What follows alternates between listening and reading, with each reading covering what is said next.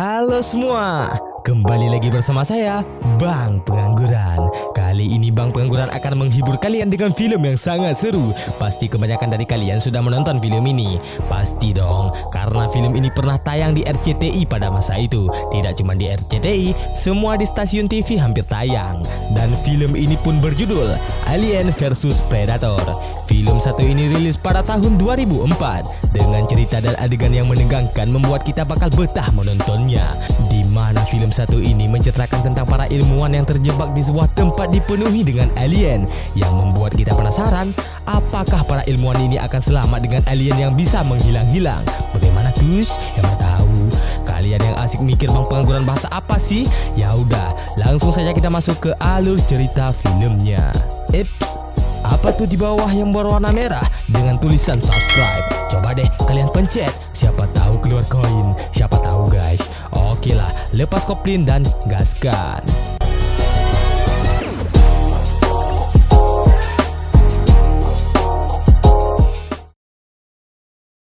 Pada tahun 1904, tepatnya di sebuah pabrik pengolahan ikan paus, kita diperlihatkan ada seorang bapak-bapak tua sedang dikejar oleh sosok aneh. Lalu datang sosok predator yang tidak terlihat akan menghabisi bapak ini. Lalu tanpa diduga,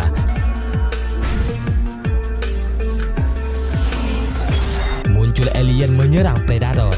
Rupanya mereka berdua saling bermusuhan. Apakah bapak tersebut akan mati? Kalem, kita akan tahu nanti. Lalu scene berpindah ke masa sekarang, bukan 2023 ya, 2004 pada masa itu. Para ilmuwan menemukan sesuatu di sekitar pulau terpencil. Mereka menemukan sesuatu yang sama pada tahun 1904.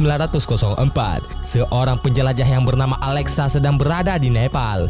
Lalu ia mendapatkan undangan untuk mengecek keanehan yang terjadi pada pulau terpencil. Lalu kita diperlihatkan seorang ilmuwan bernama Bastian yang sedang mencari harta karun kuno milik suku Teotihuacan. Ia pun mendapatkan undangan yang sama dari Bishop untuk mengecek pulau terpencil. Tidak lupa pula Bishop mengundang Remila, seorang ahli kimia, untuk melakukan misinya mengecek pulau tersebut. Mereka semua akan berkumpul di Antartika. Setelah mereka semua berkumpul, mereka mengadakan sebuah rapat yang dipimpin oleh Bishop. Bishop langsung mempresentasi tentang penemuannya yang bahwa satelitnya memiliki pendeteksi panas menemukan sesuatu yang besar di Antartika. Mereka menggambarkan sesuatu tempat yang berbentuk piramida. Akan tetapi mereka belum bisa memastikan piramida ini peninggalan siapa. Ada sebagian yang mengatakan bahwa piramida ini adalah peninggalan suku Ante.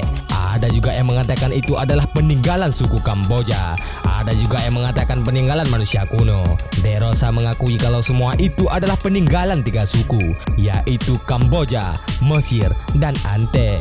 Kemungkinan besar piramida ini adalah pembangunan pertama di dunia oleh peradaban pertama. Thomas, seorang partner De Rosa, menambahkan cerita bahwa Antartika dulunya tidak diselimuti es, bahwa dulu peradaban manusia pernah menghuninya itu, dan lokasi piramida itu ada di sebuah pulau. Piramida itu berada di bawah lapisan es. Mereka juga telah mempersiapkan tim pengoboran terbaik di dunia. Mereka membutuhkan waktu 7 hari untuk pengoboran tersebut. Lalu Alexa meminta 3 minggu untuk melatih seluruh tim supaya bisa bekerja dengan baik. Akan tetapi Whelan, seorang Bishop, menolak permintaan Alexa karena permintaan Alexa terlalu lama. Jika Bishop memberikan izin mereka berlatih 3 minggu, maka orang lain yang memiliki satelit yang sama seperti Bishop akan lebih pertama menemukan piramida itu. Karena Whelan tidak memberi izin untuk latihan, Alexa pun memundurkan diri. Lalu scene berpindah ke sebuah kapal yang sedang menembakkan semacam sinar ke arah bumi, tepatnya ke arah lokasi piramida berada. Lalu scene memperlihatkan para pasukan yang sudah siap untuk melakukan misi. Mereka pun ikut senang karena Alexa ikut memimpin pasukan. Alexa langsung menjelaskan beberapa tips and trik jika pergi ke sana karena mereka tidak sempat untuk latihan. Seluruh pasukan pun dengan mudah memahami arahan Alexa. Lalu misi pun dimulai.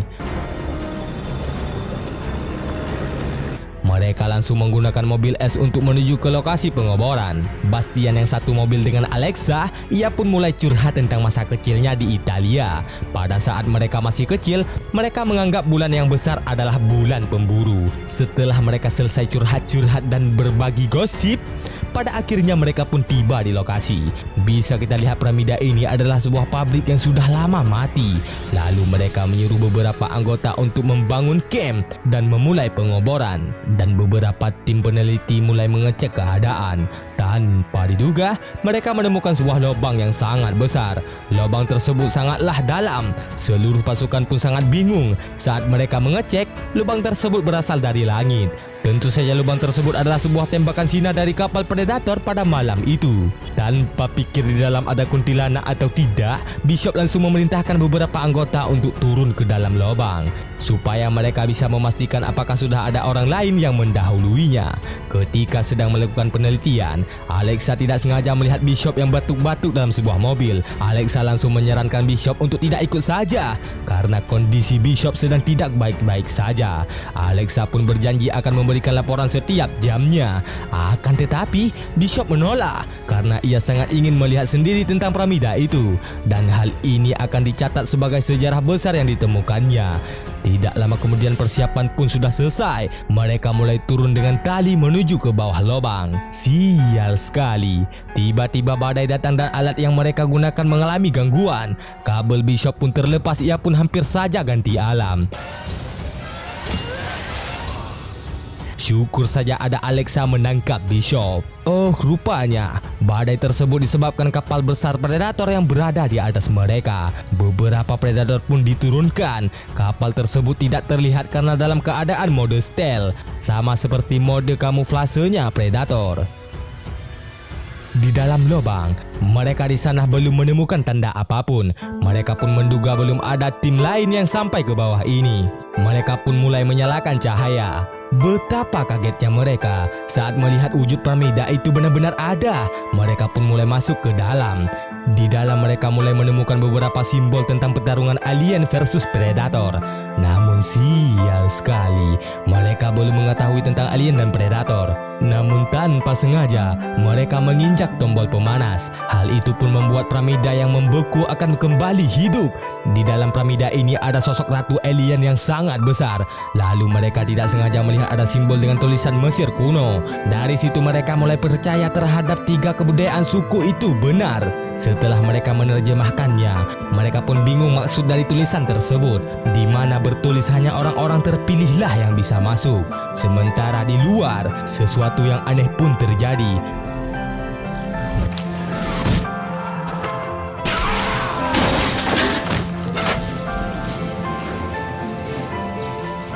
Semua tim pengoboran dibantai habis oleh predator yang tidak terlihat. Lalu kita diperlihatkan mereka yang di dalam menemukan mayat yang sudah mengering. De Rosa menjelaskan bahwa ruang tersebut adalah ruang pengorbanan, sama seperti budaya Mesir dan Aztec. Jadi siapapun yang membangun piramida ini harus ada yang namanya pengorbanan. Maka yang terpilih diletakkan di atas batu ini untuk dijadikan tumbal. Mereka melakukan pengorbanan dengan ikhlas. Bisa kita lihat di sini tidak ada tali ataupun rantai yang terikat, karena bagi mereka yang mereka lakukan adalah suatu kehormatan. Di dinding terlihat banyak tengkorak-tengkorak di sana. Grim mengambil tengkorak tersebut. Ia pun sedikit takjub saat melihat tengkorak dan tulang manusia dicabut dengan bersih tanpa ada tulang rusuk ataupun bahu yang menempel. Bisa kita ketahui predator sangatlah ahli dalam bidang mencabut tulang, karena mereka sangat suka menyimpan tulang-tulang hasil buruannya. Tanpa diduga, ada suara hewan yang sangat besar. Grim pun menganggap itu hanyalah suara angin yang melewati sela-sela ruangan. Mereka pun tidak menyadari bahwa ratu alien akan bangkit dan telur-telurnya akan meletas. Lalu suatu benda jatuh dari dinding membuat mereka semua kaget. Benda tersebut seperti tengkorak kalajengking. Alexa pun menduga bahwa tengkorak ini bukanlah kalajengking, karena tidak mungkin kalajengking bisa hidup di situasi yang sangat dingin. Mereka pun melanjutkan mengecek mayat-mayat tersebut. Lalu mereka melihat jantung manusia telah diambil untuk diserahkan ke para dewa. Tetapi saat dilihat dari segi yang berlubang, tidak sesuai dengan letaknya jantung. Terlihat bentuk tubuh sudah terlepas keluar. Disimpulkan tubuh mayat dilubangi dari dalam. Ini semua pasti ulah alien. Jika tidak, siapa lagi kalau bukan predator? Lalu Bishop memisahkan tim menjadi 2. Satu tim menuju ke bawah dan satunya lagi tinggal di ruang pengorbanan. Sesampainya Alexa di bawah, ia menemukan sebuah peti dengan kunci simbol kuno. Hal ini pun tidak membuat De Rosa susah. karena ia telah memahami bahasa-bahasa kuno. Oleh karena itu ia pasti bisa membuka kunci tersebut. Di kunci tersebut memerlukan tanggal di hari tertentu. DeRosa pun langsung mencoba memasukkan tanggal 10 Oktober 2004. Pintu pun terbuka. Mereka pun menemukan sebuah benda di dalam peti itu. Para ilmuwan pun tidak mengetahui tentang benda tersebut. Lalu Bishop mulai sakit lagi. Oleh karena itu Alexa memutuskan untuk istirahat di camp. Mereka akan melanjutkan misi keesokan hari. Maxwell pun tidak setuju dengan idenya Alexa. Namun karena Bishop yang memerintahkannya, Maxwell pun harus patuh untuk istirahat. Namun mereka yang tergesa-gesa. Mereka mencoba untuk membawa alat tersebut. Lalu peti itu pun tiba-tiba tertutup sendiri dan sesuatu yang aneh pun terjadi. Seluruh dinding bergerak berpindah sisi dan lantai juga begitu. Yang bikin sial, pintu masuk pun tertutup sendiri. Begitu juga di atas, mereka tidak bisa keluar lagi. Lalu muncul sebuah telur yang sangat aneh. Di dalam telur tersebut keluar sebuah binatang yang aneh. Binatang tersebut menyerang anggota tim, sementara pasukan Alexa yang berada di bawah pun bersiap-siap untuk menghadapi serangan monster aneh. Grimm pun menjelaskan bahwa piramida ini akan bergerak jika ada energi. Mereka pun menduga pasti ada yang mengendalikan energi tersebut. Di atas, Rose yang baru sadar pun bingung dengan binatang yang berada di sampingnya. Lalu ia melihat makhluk tersebut menempelkan dirinya pada temannya. Sial sekali, salah satu binatang aneh masuk ke dalam tubuh Rose. Hal itu pun membuat Rose ganti alam. Di sisi lain, 3 predator yang baru tiba di dalam ruang peti, mereka pun sangat marah saat mengetahui yang mereka cari hilang. Rupanya benda yang tadinya itu adalah senjata mereka. Sementara DeRosa dan lainnya tidak sengaja melihat ada tulisan tentang senjata yang mereka bawa.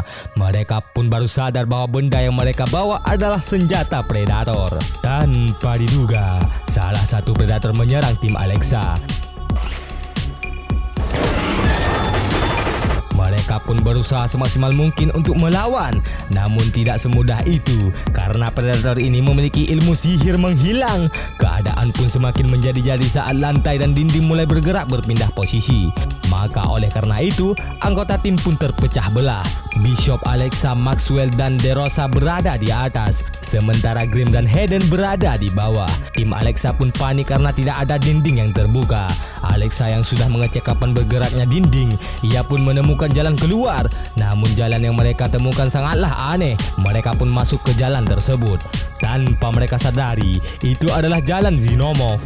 Alexa pun tidak menyadari bahwa ada predator yang sedang mengintainya karena senjata predator ada pada mereka. Tanpa diduga, predator menyerang Maxwell dengan jaring tajam. Jaring tersebut mampu membuat pisau patah. Maxwell pun ganti alam.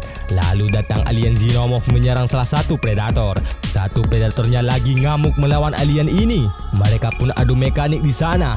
Alexa dan DeRosa langsung berusaha kabur. Lalu predator pun berhasil dibunuh oleh alien Xenomorph ini. Lalu Bishop pun sudah semakin sekarat. Oleh karena itu mereka pun harus berhenti. Lalu datang seorang predator untuk mengambil senjata. Karena Bishop sudah sekarat, ia pun mengorbankan dirinya supaya Alexa dan juga DeRosa bisa kabur. Aneh sekali, predator ini tidak membunuh Bishop. Rupanya predator tahu bahwa Bishop akan mati sendiri dengan penyakitnya. Hal itu pun membuat Bishop marah. Ia pun mencoba melawan predator. Predator langsung memfataliti bapak tua Bishop. Tanpa diduga, predator diserang oleh bayi Xenomorph. Namun predator satu ini sangatlah kuat. Ia berbeda dengan predator lainnya. Ia memiliki insting yang tinggi dan berkelahi dengan hebat. Lalu Alexa dan DeRosa melihat predator melakukan sesuatu. Rupanya setiap ia selesai memfataliti alien, ia selalu memberikan tanda di helm dan juga di wajahnya. Lalu DeRosa mulai menerjemahkan lagi simbol kuno yang berada di dinding. Rupanya predator turun ke bumi untuk melakukan ritual kedewasaan. Ribuan tahun yang lalu, para predator menemukan planet terpencil yang peradabannya belum maju. Planet yang dimaksud adalah bumi, guys. Pada masa itu mereka mengajarkan manusia tentang pembangunan dan juga teknologi. Oleh karena itu predator ini dianggap sebagai dewa. Lalu setiap 100 tahun para dewa akan kembali untuk mengorbankan diri mereka. dengan tujuan mereka mengembangkan makhluk yang menjadi buruan. Jika mereka berhasil mengalahkan makhluk tersebut, mereka pun harus menggunakan tanda bahwa mereka sudah dewasa. Jika mereka kalah, maka mereka akan memusnahkan semua hingga peradaban manusia pun ikut musnah. Rupanya mereka para predator sengaja memancing manusia untuk masuk ke dalam piramida supaya para alien bisa tumbuh dan mereka akan memburu alien tersebut. Lalu Alexa memutuskan untuk memberikan saja senjata pada predator agar predator bisa membunuh semua makhluk itu. Mereka pun yakin bahwa predator tidak akan membunuh manusia. Musuh predator ini adalah alien, bukan manusia. Tidak lama kemudian dinding pun bergerak lagi. Mereka langsung bergegas untuk memberikan senjata pada predator.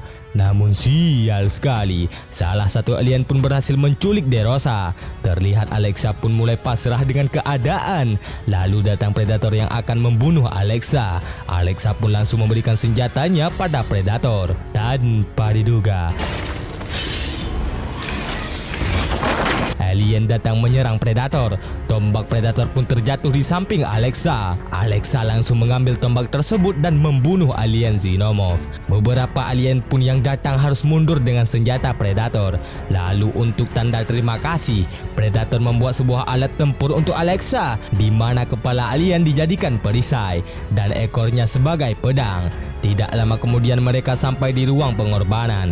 Di sana Alexa menemukan DeRosa yang sudah dijadikan inang. Alexa yang menyadari DeRosa tidak bakal selamat, ia pun membunuh DeRosa karena ada anak alien di dalam tubuh DeRosa.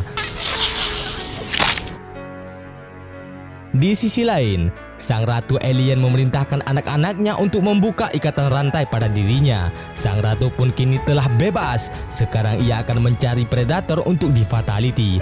Alexa pun bingung dengan bentuk seperti jam di tangan predator. Predator pun mulai menjelaskan dengan bahasa isyarat bahwa ini bukanlah jam Alexander. Ini adalah sebuah bom yang bisa memusnahkan semua telur-telur Xenomorph. Mereka pun telah mengeset waktu untuk bisa kabur. Setelah meletakkan bomnya, mereka berdua pun langsung pergi dari tempat itu. Mereka langsung ke lubang besar untuk menuju ke atas.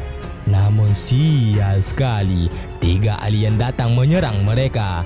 Beruntung Alexa mengambil senapan dan menembak alien tersebut. Tidak lama kemudian bom pun meledak. Namun mereka berhasil naik ke atas. Alexa dan predator mengira sudah menang. Predator langsung memberikan sebuah tanda bahwa Alexa telah berhasil membunuh alien. Namun sial sekali, Ratu Alien bangkit dari lapisan es. Mereka berdua pun harus adu mekanik dengan Ratu Alien. Terlihat Ratu Alien sangatlah marah karena semua anak-anaknya telah dibantai oleh mereka. Pada akhirnya mereka berhasil mengalahkan Ratu Alien dengan mengaitkan sebuah rantai yang masih melilit pada Ratu Alien. Hingga Ratu Alien pun terjatuh ke dalam laut es. Predator pun tidak mempunyai darah lagi. Kalau di game Mortal Kombat guys, dikatakan danger guys. Namun tanpa diduga, muncul Ratu Predator dengan beberapa anak buahnya. Lalu Ratu Predator memberikan sebuah tombak untuk hadiah bahwa ia telah berhasil membunuh Ratu Alien. Lalu para Predator pun pergi dari sana. Di akhir film, dari mayat Predator keluar bayi Xenomorph dengan bentuk yang berbeda. Rupanya Xenomorph ini akan menyerupai inangnya. Lihat kalau gak percaya, bayi Xenomorph 1 ini menyerupai Predator. Namun sial sekali, karena filmnya sudah berakhir. Dan itulah tadi alur cerita film Alien vs Predator. Semoga kalian terhibur. Jangan lupa juga buat kalian untuk mendukung channel ini dengan cara like, komen, dan juga subscribe. Aktifkan loncengnya supaya kalian tidak ketinggalan angkut. Sampai jumpa di next video. Bye-bye.